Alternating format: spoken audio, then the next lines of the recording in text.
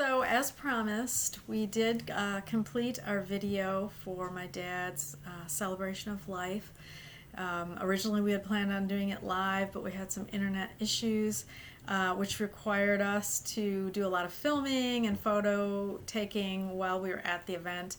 But thanks to my wonderful son, Aaron Gore, he has compiled everything together, and now you will be able to see the whole event that took place on October 17th as if you were there. We wanted to do that for a lot of the people that could not travel during this time. So it will now be up on my YouTube channel, which is just under my name, Tracy Gore, G-O-U-R-E. I will try to send it out to a few of you people that maybe don't go on the internet as much. But I hope you enjoy it. We put everything together with love, and hope you enjoy Dr. Dick Tapert's Memorial Celebration of Life. Thank you.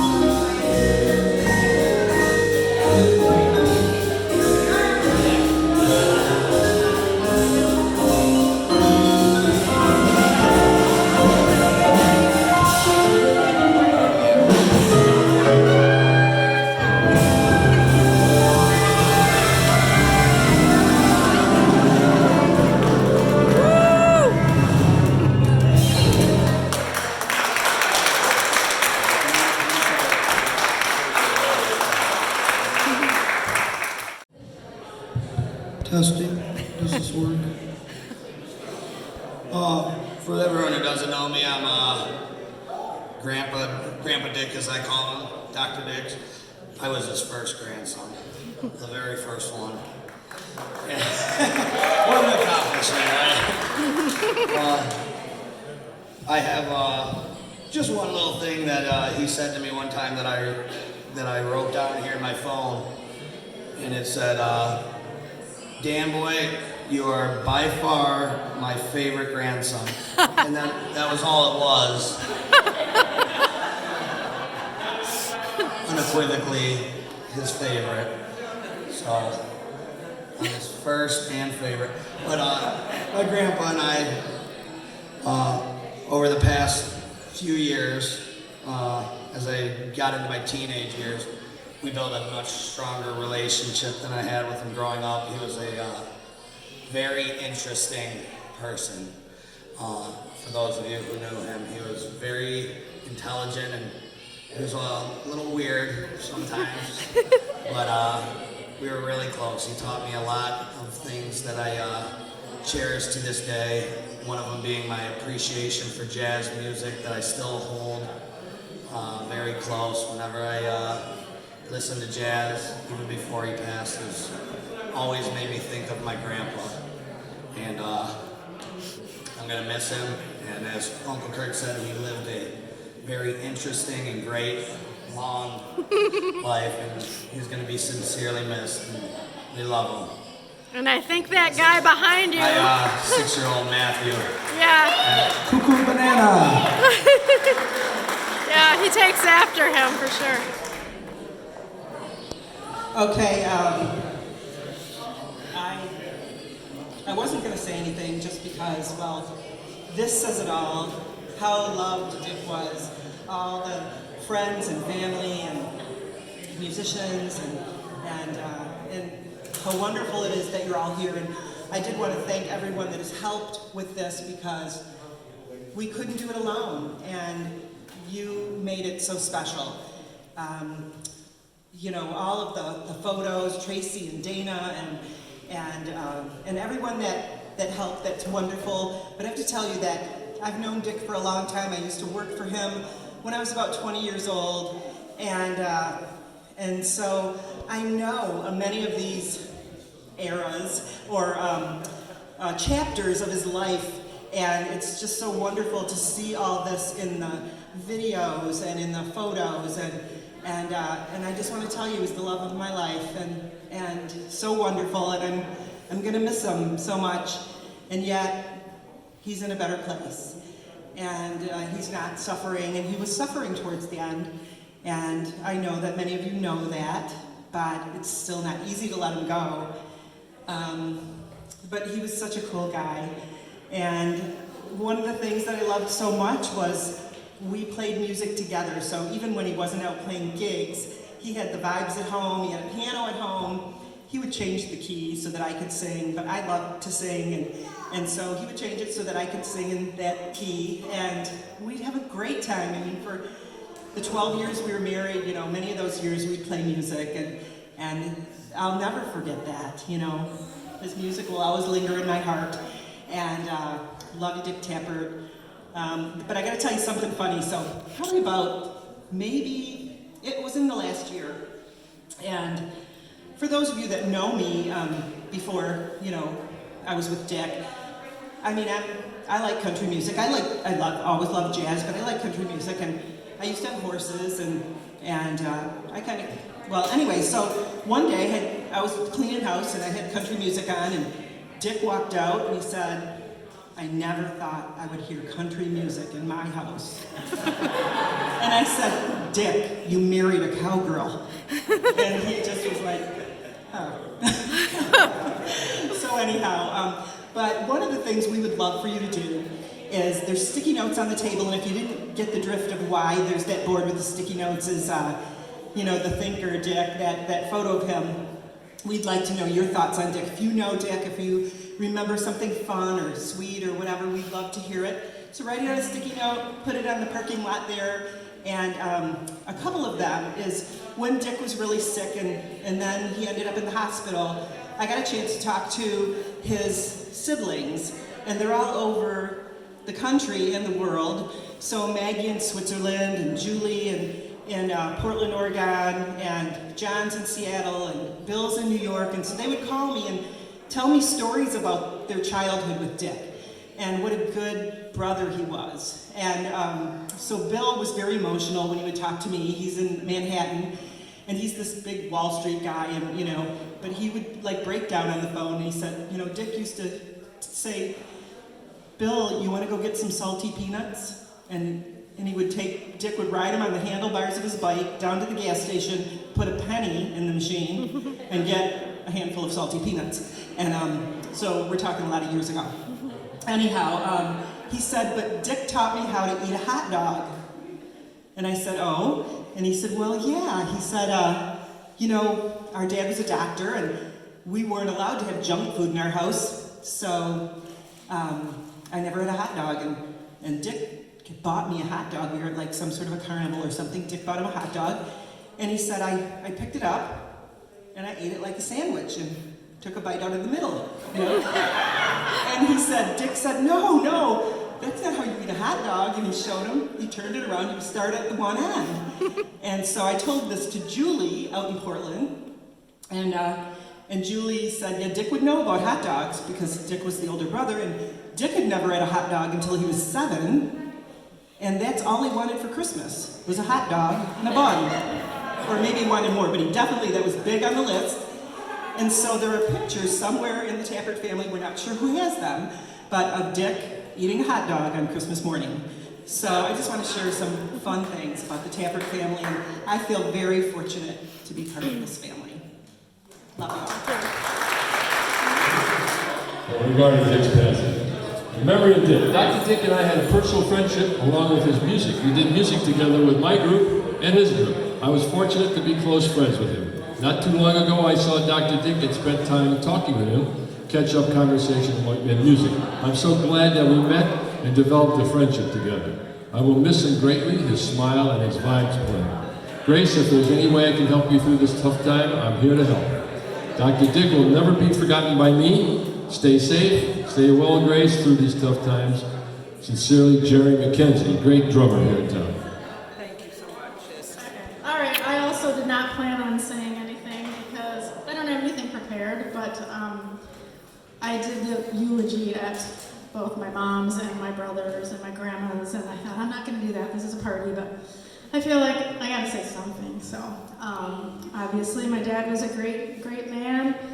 I learned so much from my dad, just how to be a good person, how to strive for the best.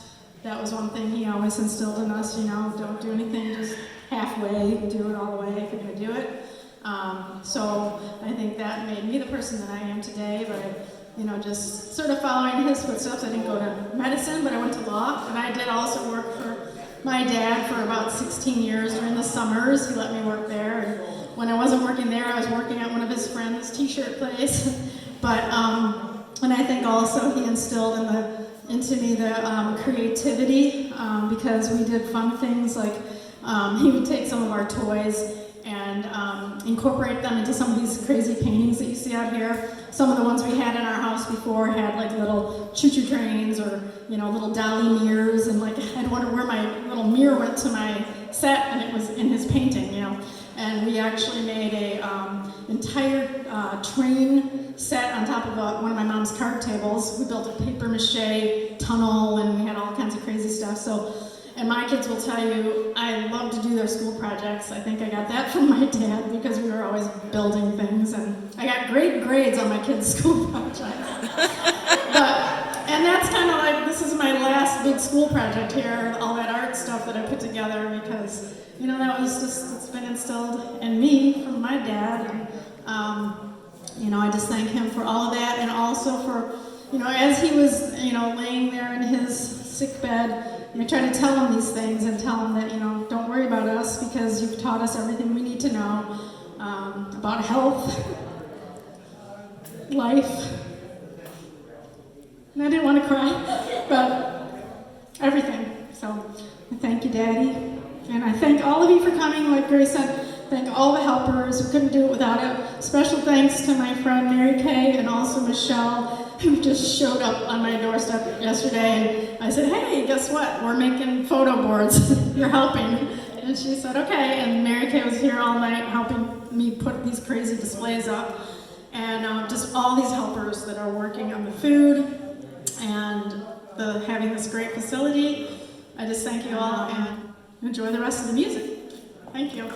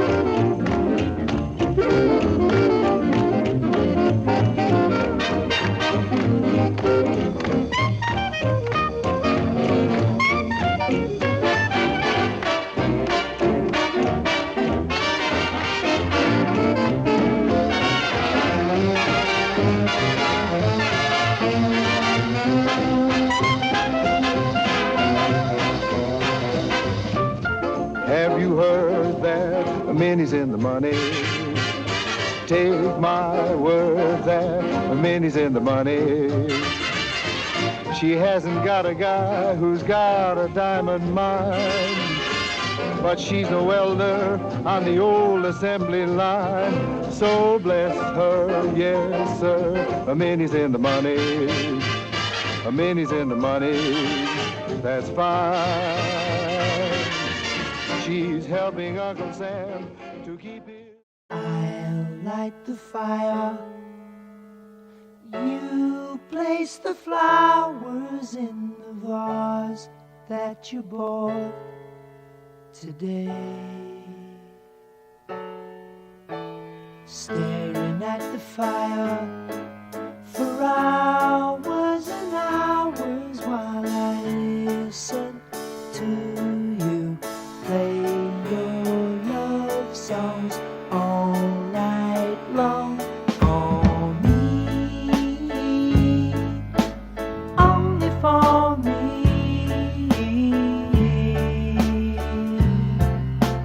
Come to me now and rest your head for just 5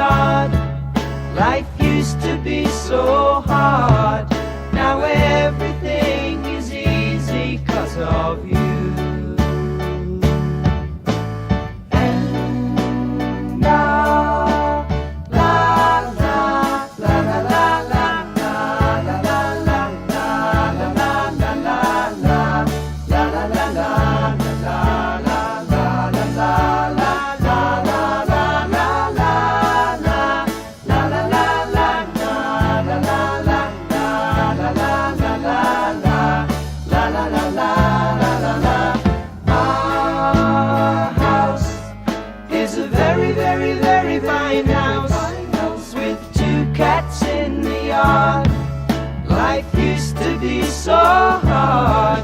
Now everything is easy 'cause of you. And I'll light the fire while you place the flowers in the vase that you bought today.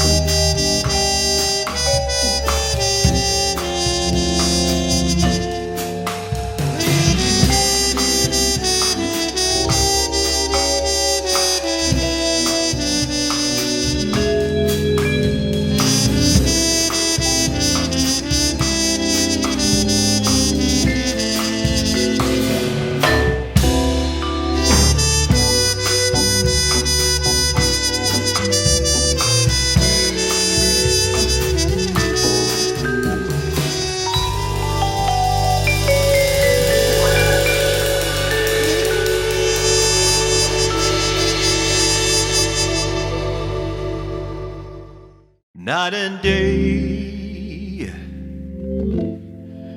you are the one. Only you beneath the moon and under the sun. Whether near to me or far, it doesn't matter, darling, where you are, I think of you. Night and day,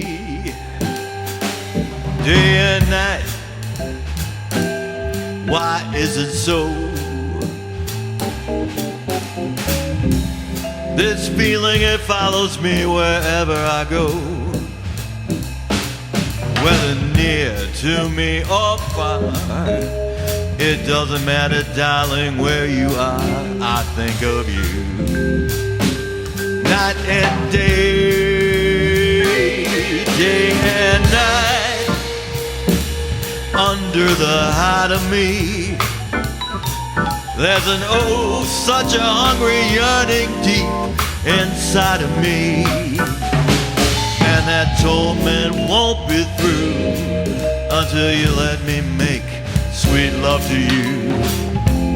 Day and night, night and day.